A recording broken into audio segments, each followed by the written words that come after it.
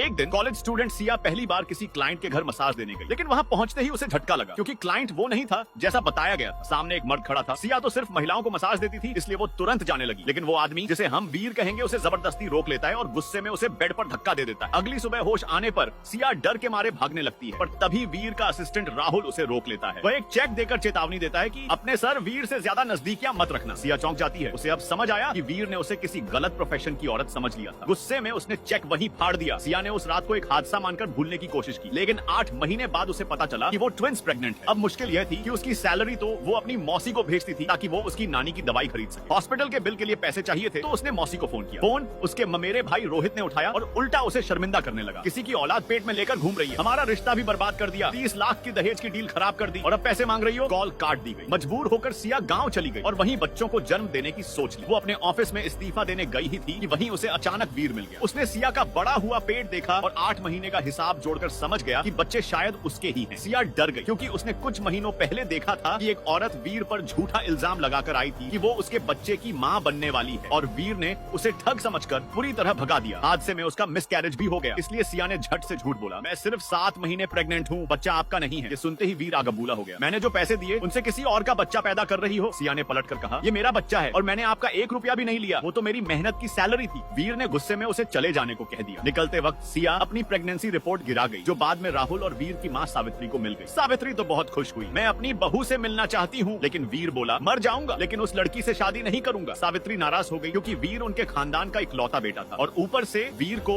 Doctor ने infertile बताया था। तभी राहुल ने सारा सच बताया। सिया ने चेक नहीं लिया था, वो सिर्फ एक प्रोफेशनल स्लीप थेरेपी मस्यूज थी और सबसे बड़ी बात, सावित्री ही 8 महीने पहले उसे बुलाकर लाई थी। वीर को समझ आ गया कि उसने बहुत बड़ा गलत फहमी पाल ली थी। अचानक राहुल को जमीन पर पड़ी रिपोर्ट दिखी, उसमें साफ लिखा था 8 महीने की प्रेगनेंसी, यानी वही रात। अब वीर के पैरों तले जमीन खिसक गई। वो तुरंत सिया की तलाश में निकल पड़ा। उधर सिया अपने गांव पहुंची तो मौसी ने उसे बढ़ चढ़कर स्वागत किया। बोली, तेरी नानी मंदिर गई है, कुछ दिन बाद आएगी। सिया को थोड़ा अजीब लगा, लेकिन ज्यादा सोचा नहीं। जब वो नानी के कमरे में गई तो वहाँ नानी का मोबाइल पड़ा था जो वो कभी घर पर नहीं छोड़ती थी। मोबाइल ऑन करते ही वो हैरान रह गई। नानी ने उसे सैकड़ों फेल्ड वॉइस मैसेज भेजे थे। तभी सिया को पता चला कि मौसी ने उसकी भेजी हर महीने की दवाई वाली रकम खुद हड़प ली थी। नानी बीमार थी और मौसी ने उनका सिम तक निकाल दिया था ताकि नानी सिया से बात न कर पाए। जब सिया घबराते हुए उसे ढूंढने लगी तभी हवा से एक सफेद कपड़ा गिरा और नीचे नानी की फोटो पर माला थी। सिया का दिल दहाड़ मारकर रो पड़ा। नानी की मौत हो चुकी थी और मौसी ने यह सब छुपाया था। सिया पुलिस को कॉल करने लगी, तभी मौसी और रोहित ने उसे धक्का देकर गिरा दिया। इससे उसका पानी टूट गया और उसे तुरंत डिलीवरी का दर्द शुरू हो गया। लेकिन जानवर सी बन चुकी मौसी चाहती थी कि सिया वहीं मर जाए ताकि उसके सारे जुर्म छुप जाए। उधर